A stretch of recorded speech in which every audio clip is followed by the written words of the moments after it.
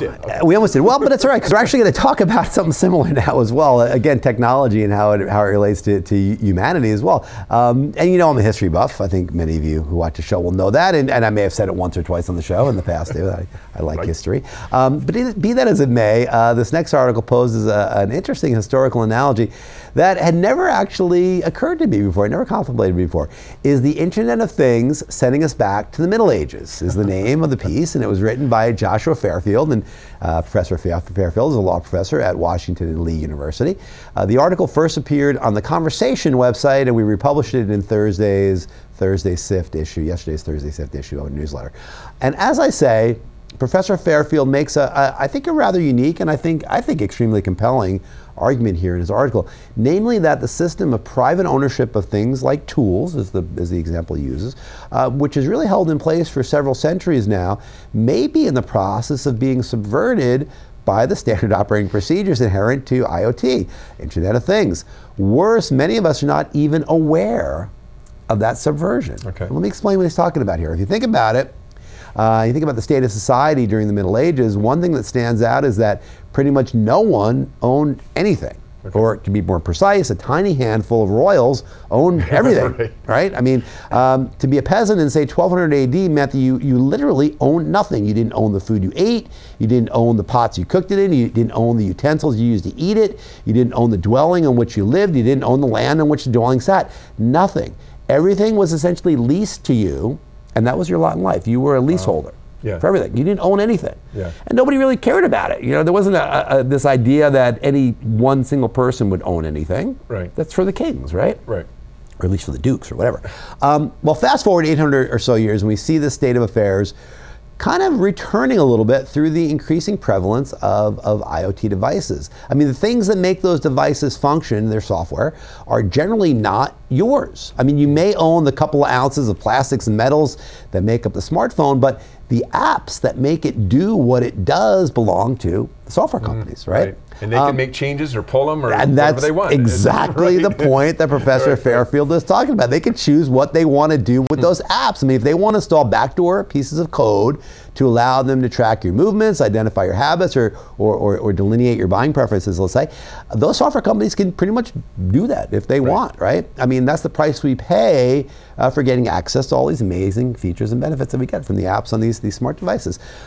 So, I mean, is that it? Is that the end of the story, right? Is that just what we have to put up with? Right. Well, not necessarily. Fairfield talks about the right to repair legislation that's kind of slowly returning some actual ownership to device owners. But companies like Apple, I mean, understandably, they're fighting very hard against that. I mean, like net neutrality, which is another big issue of huge importance. I mean, it's being waged now kind of in the shadows a little bit. A handful of activists and lawyers are really aware of it, but most of us, you know, day to day, going about our day-to-day world, aren't really aware of what's going on with this stuff.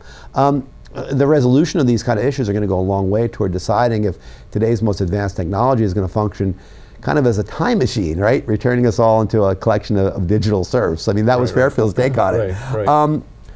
And he makes a really fair point here. You know, I mean, the right to repair is become kind of a rallying cry now, because like the other example he uses in that article are like harvesters and tractors.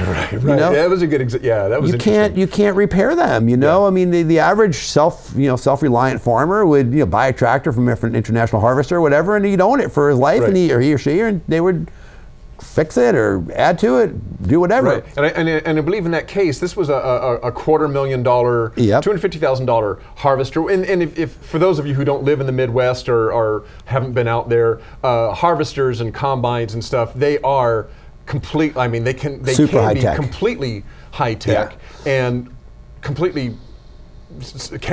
self-running. I mean, I've been told that a harvester could be set up to actually use GPS data and actually drive itself and harvest an entire field. I mean, they're very software intensive. And in this particular case, a guy wanted to make some sort of repair, some sort of change, and I can't remember whether it was John Deere or International Harvester said, no, you can't do that. Yeah, you can't do that. You can't do that. We own that. We own it. Yeah. he paid $250,000 for it, but they own it. So obviously this went to court. Yeah. Well, I'm not sure how that was resolved. Actually. I don't think it has been resolved yet. Yeah.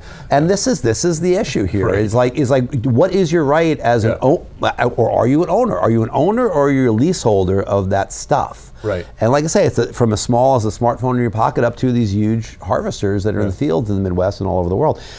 It's a really interesting issue. I mean, it's not one that I really thought about. Right. And the analogy you used of kind of going back to the Middle Ages with it is really a fascinating one, because that was exactly the way it was. You know, right. If you were 90%, 95, whatever percentage of the populace in Europe, especially, you just did what you were told and you used what you were given, and you didn't own it. You couldn't do anything with it other than just use it. Yeah. And if the owner of that stuff wanted you not to use it anymore, well, you were SOL, you know. Well, and by the way, this was a few years ago, but I think it still happens.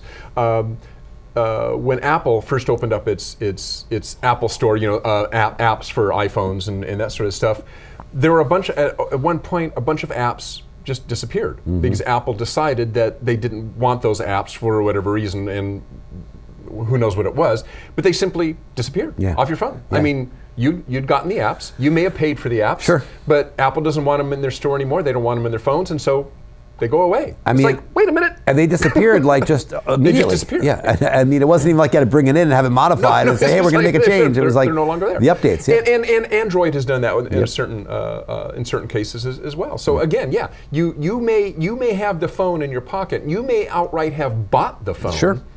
But it's not yours. No.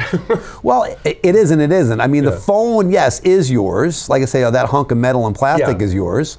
But what makes it do its thing is not yours. It's not yours, right? Really good argument. Check that one out by Professor Fairfield, Joshua Fairfield. Really good piece there.